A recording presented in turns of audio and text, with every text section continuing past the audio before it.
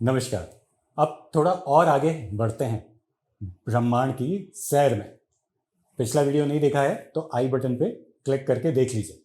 हमने 4 boxes cover किए थे लास्ट वीडियो में और ये बताया था कि कैसे सन या माने धरती कैसे सन को रोटेट करती है और फिर वो जो रोटेशन है वो कैसे कुंडली में दिखता है। जहां सन होगा ना, अगर आकाश में होगा तो 12वें नंबर बॉक्स से लेके 7वें नंबर बॉक्स में आपके सन दिखेगा। अब राशि कौन सी होगी ये तय करेगा कि कौन से माह में आपका जन्म हुआ है। जैसे मानिए एरीज राशि मार्च माह के एंडिंग से लगना स्टार्ट हो जाती है, तो मार्च से अप्रैल के बीच में अगर आपका जन्म होगा तो राशि आपकी एरीज होगी। वैसे ही आगे बढ़ाते जाइए, 21-22 मार्च से 21-22 अप्रैल तक, थोड़ा हो सकता है 4-5 दिन आगे पीछे हो जाए, पर कौन से बॉक्स में होगा ये कॉम्बिनेशन वो तय करेगा कि आपका जन्म कितने बजे हुआ है। सुबह हुआ होगा एकदम प्रातःकाल, जिसे हम 6 बजे के आसपास का समय बोलते हैं, तो फर्स्ट बॉक्स से थोड़ा और आगे बढ़े तो 12th बॉक्स में आपका सूर्य होगा।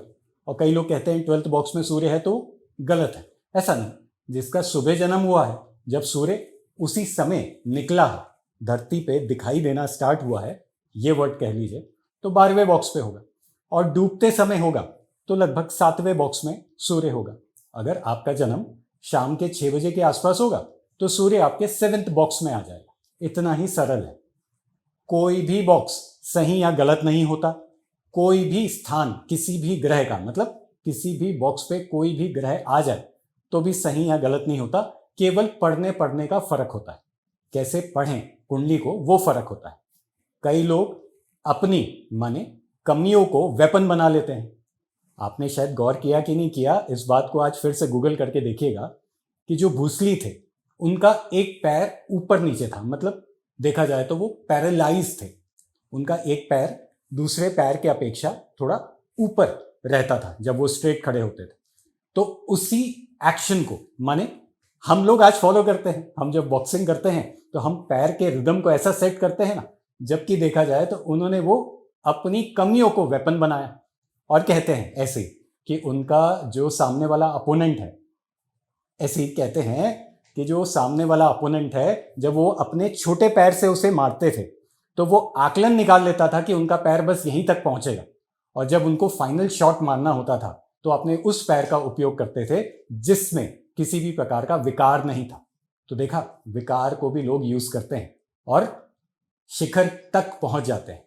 तो यहां तो विकारों को लेके लोग कहते हैं ये गलत है। मैं कहता हूं यही सही है कि आपको कम से कम अपनी कमियों के बारे में जानकारी तो है। कईयों को तो वो कमियों की जानकारी नहीं होती। तो आगे बढ़ते हैं और बॉक्सेस के ऊपर आपका ध्यान केंद्रित करता हूं। चौथा बॉक्स मां को रिप्रेजेंट करता है। अब 5वें में आ जाते हैं। 5वां है आपकी खुशियां। क्या खुश करता है वो पता चलता है 5th बॉक्स से। जो राशि होगी उसी तरीके की आकृतियां, उसी तरीके की चीजें आपको खुश करेगी। आगे हम राशियों पर डिस्कस करेंगे। 6th बॉक्स है कि आप जगत को क्या सेवाएं देते हो। सेवाएं देते हो, कई लोग इसको जॉब से रिलेट करते हैं। मैं कह रहा हूं वो भी एक सेवा है जो आप दूसरे के लिए करते हो। अब उसके अगेंस्ट में आप पैसा लेते हो तो 2nd बॉक्स कनेक्ट हो जाता है। इसलिए जब भी जॉब के लिए देखा जाता है तो 2nd और 6th और 10th इसको कॉम्बिनेशन बना लेते हैं। 10th है वो जगह जहां आप काम करोगे। आगे एक्सप्लोर करते हैं। तो 6th बॉक्स आपकी सेवाएं हैं। और जब आप सेवा देने के लिए उपस्थित नहीं रहते, भाई किसी तरीके से आप एब्सेंट हो, आप वहां सेवा नहीं दे पा रहे, तो क्या होगा, आपको किसी ना किसी रोग से पीड़ित होगे ना। इसलिए कह दिया गया कि ये रोग का खाना भी है। जब आप सेवा नहीं दे पा रहे हो तो एब्सेंट हो तो रोग। अब वो रोग शारीरिक भी हो सकता है, मानसिक भी हो सकता है, सामाजिक भी हो सकता है। अब ये छठा खाना किस बॉक्स के साथ कनेक्ट हो जाता है, बस वही पूरा खेल है। आगे कनेक्शन कोर्स में डिसाइड करेंगे, समझाऊंगा कैसे करते हैं, सब सिखाऊंगा। जल्दी एनरोल करा लीजिए। 18 जून अब कुछ नहीं बचा है, कर लीजिए। अब 7th बॉक्स पे आ जाते हैं। अब 7th बॉक्स है कस्टमर का।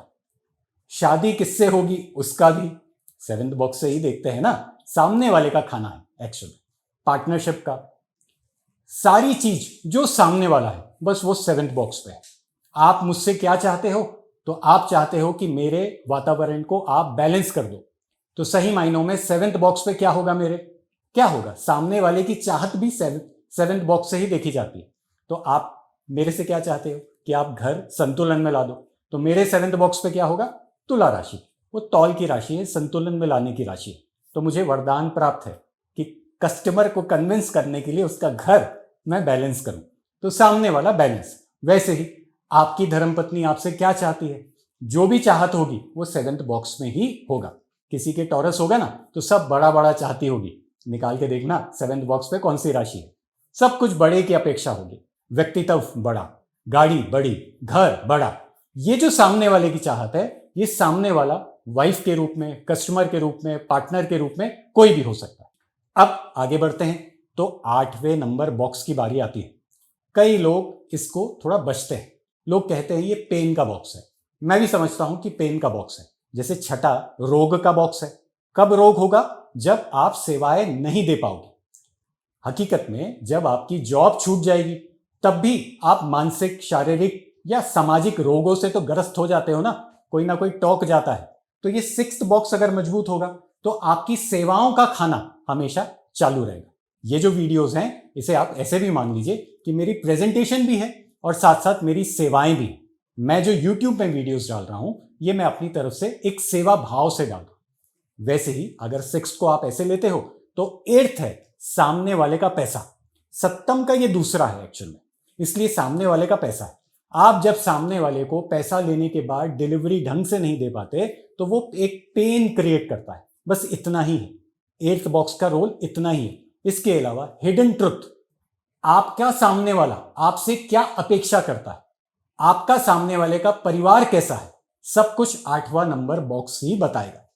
फिर और आगे बढ़ते हैं तो नवम बॉक्स है हायर स्टडीज का, उच्च शिक्षा का। ये जो बॉक्स है ये गुरु के साथ भी कनेक्ट होता है। कई लोग इसको पिता के साथ भी कनेक्ट करते हैं। आप गुरु के साथ कनेक्ट कीजिए, सबसे बढ़िया होता है। अब कोई व्यक्ति नवम बॉक्स से अगर हायर स्टडीज के लिए कहां जा रहा है, फॉरेन कंट्री जा रहा है, तो 12th और 9th दोनों का कॉम्बिनेशन एक्टिवेट करते ही उसको फॉरेन कंट्री में कोई ना कोई जैसे वीजा लग जाएगा जिससे वो पढ़ाई कर सकता है। पैसे का नहीं, अगर सेकंड को 12th के साथ कनेक्ट कर दिया तो वो कहीं ना कहीं जॉब मिल सकती है। सिक्स्थ को भी इंक्लूड कर दिया, नहीं तो पैसे कमाने का सोर्स 12th बॉक्स जो कि फॉरेन कंट्रीज है, फॉरेन ट्रिप्स है, वो निकल आएगा। और 9th और 12th को कनेक्ट कर दिया तो मान के चले हायर एजुकेशन बाहर अब्रॉड होना स्टार्ट हो जाएगी। अब आ जाते हैं 10th बॉक्स। 10th बॉक्स है आपका वो कार्यस्थल जहां आप एक अपनी दुकान लगा के बैठते हो, या कहें आपका ऑफिस, या कहें आपका दुकान, या कहें वो स्थान जहां जाके आप कार्य करते हो। क्योंकि ये सप्तम का चौथा है, सामने वाले का चौथा, जहां वो अपने घर जैसा फील करता है। फिर और आगे बढ़ते हैं तो 11वां बॉक्स विश फुलफिलमेंट का बॉक्स है। 11वां बॉक्स फ्रेंड्स का बॉक्स है। 11वां बॉक्स वो बॉक्स है जो हर कोई चाहता ही चाहता है, जिसे हम कहते हैं लाभ, गेन।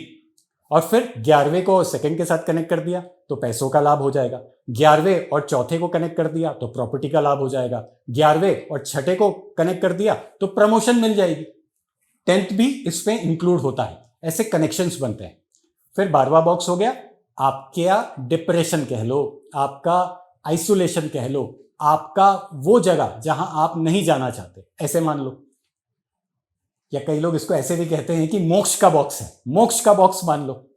पर मुझे ऐसा लगता है कि इसको भी सही तरीके से यूज करें। कैसे? अभी मैंने कहा ना, 9th के साथ 12th को कनेक्ट कर दिया तो बाहर चले गए पढ़ने।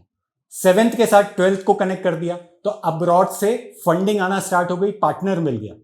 और सेकंड के साथ 12th को कनेक्ट कर दिया तो अब्रॉड से पैसे मिल गए, फंडिंग मिल गई। तो ये कनेक्शन बनाना अगर आ गया, और वास्तु के अंदर ही बनाएंगे हम इस सबको, अगर ये कनेक्शन बनाना आ गया तो बहुत ही आसानी से हर एक बॉक्स को आप एक्टिवेट कर सकते हो। क्योंकि एक अकेला जब भी चलता है, एक अकेला जब भी चलता है वो अकेला ही कहलाता है। पर एक के साथ जब एक मिल जाते हैं तो फिर क्या कहलाते हैं? 11। इतना आसान है। कैसा लगा? ये वीडियो अपने फ्रेंड्स और अपने दोस्तों के साथ शेयर कीजिए। हो सके तो एनरोल करा लीजिए आगे आने वाले कोर्स में। धन्यवाद।